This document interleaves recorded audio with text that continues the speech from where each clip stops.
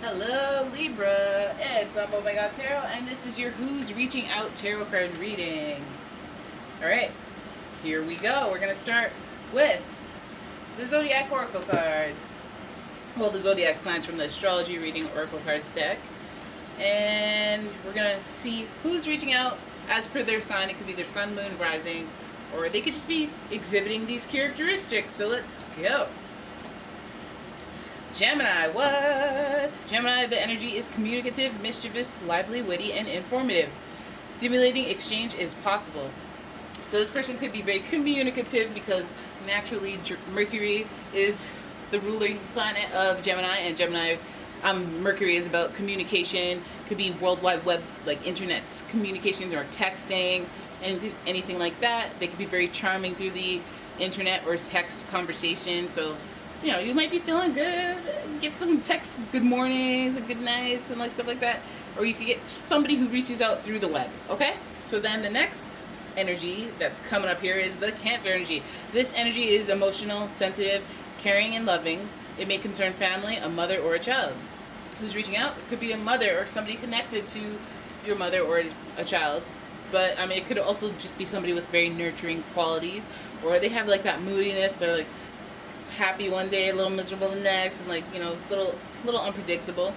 I mean, Gemini is a mutable sign, so sometimes they're like, you know, they adapt, but Cancer is kind of like you got to follow their lead, and they kind of want to, they want you to see some bad sides of them, so they know that you're really committed to them. Is one thing I always say about Cancers. And then you have Capricorn.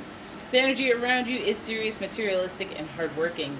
It bestows shrewdness and cautious ambition. Okay, so we got the Capricorn energy. So this person is ambitious. This person is very emotionally, financially stable. You know, it's funny to say emotionally next to Cancer, emotionally stable. But, you know, Capricorn, they want greater things in life. They want a good lifestyle. They want quality of life. They want things to look good from the outside. They want a good public reputation. All them things.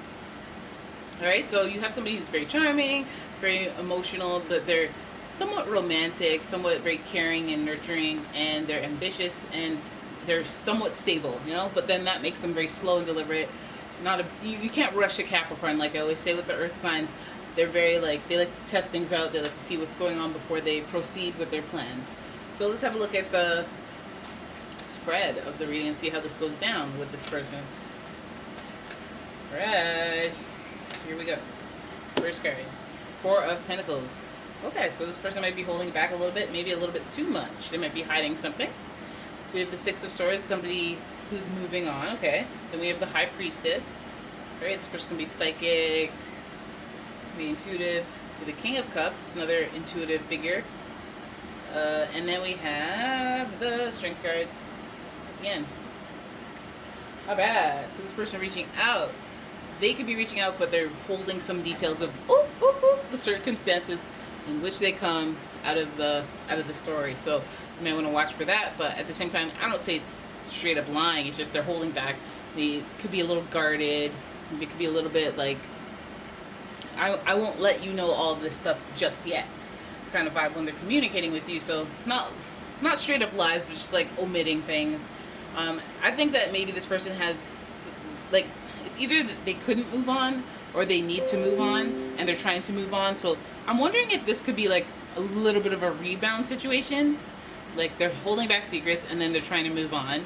So that means that maybe they're coming to you, you know, just trying to clear their head of something that they don't want to resolve. But, you know, also moving on could mean they have resolved something and they're trying to move on, trying to go forward. So that's always a positive thing. And then we have the High Priestess here, who is associated with the moon, which is directly associated with Cancer. So let's double down on the Cancer energy, where this person's very, very nurturing or very firm in what they believe. And I mean that from a very spiritual standpoint, not an egotistical one, where they're like sure of what they're sure, and they trust in things. So they're not like obsessive. They're like, they believe in divine timing. They believe that things were meant to be, and whatever happens, and everything happens for a reason. It makes them very chill. It makes them very calm in their emotions. It makes them very like powerful in their psychic intuition. So this person may just have like a calming effect, or like when you talk to them, they may be very like an authority on feelings, or they make you feel better. They make you feel safer, and I guess more stable, but especially with your emotions.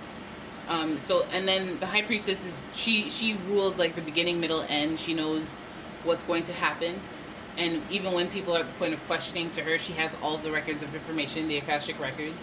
So she understands how the ebbs and flows of life and how energy moves, and with that, it leaves her being very patient and very intuitive about how things play out. And when we capture moments like that in our lives, it looks like us just being like, you know what?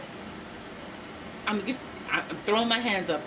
I'm letting go. I can't do anything about it. Sometimes giving up or letting go is like just whatever makes you feel resistance free from whatever situation you're in that you're in distress about, or having a lot of awareness about. So like if you're depressed and then one day you're just like, you know what? Just whatever. Or you're stressed out, all the bills are piling up, you're like, whatever. And you just kind of let go. And you're like, all I can do is pray, or like give it to a higher power, and just believe whatever.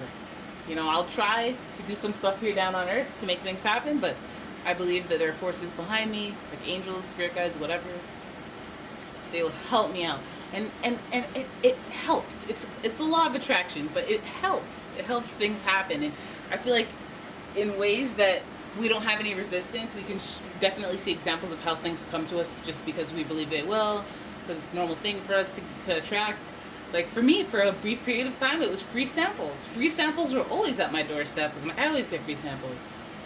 And I didn't really like have any resistance about it, but now I'm like, ugh. You know.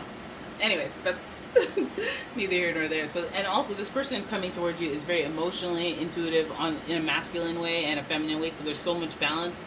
They understand how men operate. They understand how women operate. They understand the whole balance of it all. But also they just kind of treat people like equals. I don't know if you get that vibe from them. And then also they have a lot of stamina, endurance, and I guess it might be this is like a very independent card. Strength is associated with Leo, and Leo, they have a lot of pride, so there might be some of that, a little bit of an ego issue, or a little bit of a pride issue where they can't admit how they feel, or, you know, they're very guarded. Again, with the Four of Pentacles, it's like holding back stuff. I guess the holding back would be something about their pride, like maybe not admitting insecurities, maybe just being independent and strong, so it makes them not really present the vulnerabilities up front. Or, you know, maybe it's something that you have to learn and endure, and you learn as you go kind of a relationship. The Six of Swords really telling me that, like, this person is interested in moving on. They're holding back because they're being cautious. And yes, definitely a Capricorn thing, where they're being cautious before they proceed. But yeah, reaching out, because I feel like it would be like reaching back almost. But I feel like the way that they're coming at you is very deliberate, very curated. But also just very intuitive and very, like, I think that the connection that they're coming from, and you may feel it, is that it's more of a intuitive one. Like, you seem like normal. You seem to have some balance, and you seem to have some independence here. But I wonder if this person, like, is an ex, and they've been waiting, you know, because strength speaks to endurance, and I'm wondering if, like, the moving on thing is, like, you know, who cares about you moving on other than your ex, or, like, could be somebody that there has been an injury. Not even necessarily it doesn't have to be like an ex-lover. It could be like anyone that was a maybe situationship, or it's complicated, and then now, you know, you're trying to move on, they're trying to move on, whatever scenario it was. Yeah. It could be Gemini, Cancer, Capricorn. It could be we're doubling down on the Cancer here. Doubling down on the Cancer. It could be a Leo as well. But yeah, let's have a look at the archetype cards and see what archetype this person is. How are they coming at you? It feels like they're just coming at you because, like, they're, like, barely coming at you. Like, they're treading lightly, taking a look inside, seeing what's going on here, trying to move on. It may be a rebound thing, or maybe now they're free. You know, maybe they've always been in a relationship, now they're free, so they're inquiring with you, but they're not like totally dipping their toes in completely. At least there's a Cancer in the middle of this, and it's emotional. It's more like a, you know, cups, water in cups. It rules the romance factor. It rules the like connections, like emotional connections. So here we go. Oh my goodness. You have a shapeshifter on your hands. Light attributes. Skill at navigating through different levels of consciousness. Ability to see the potential in everything. The shadow attributes. Projecting any image that serves your personal agenda in the moment. So yeah, you could be dealing with somebody who's a very high-level thinker. Definitely like the High Priestess, very psychic, intuitive, or can see things in a matter of perspective that includes not just what they see, they consider what's possible, they consider probabilities. They're like a complex thinker, and I think Gemini energy is, I mean, if they're anything like that, it's very clever, it's presented in a very witty way, in a very knowledgeable way, very interpersonal way. So it's, I don't know how like a Libra would I guess a Libra would like that because they're air signs and you guys like the intellectual stuff. And again, Cancer's creative, Leo's creative, and Libras appreciate that as well. Shapeshifter, somebody who's very, I guess you could be even like dealing with a mutable sign. That's a, what? It's a Gemini, Virgo, Pisces. Who's the other one? Gemini. Oh, Sagittarius, I think. Yeah, no, it's those four. So shapeshifter is somebody who's adaptable to situations. So they may have held multiple identities in the past, and you know they might be able to tap into all of those identities, no matter what they're presenting now. I guess the flexibility is good. Why not?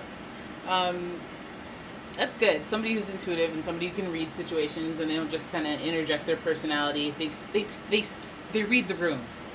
You know, they know their audience. They take the time, and that's emotionally intelligent. Definitely emotionally intelligent, and definitely in a King of Cups way, because they're strategic. They anticipate emotions, they plan around emotions, they manipulate emotions. You know, they know how to talk to people, they know how to treat people, so they can get that King energy back, the respect, the power, the authority.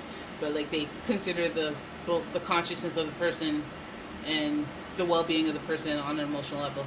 So, you know, there it is. That's your reading. I hope you enjoyed it. If you did, please give the video a thumbs up. Please subscribe to the channel, and I will see you in the next one. Bye!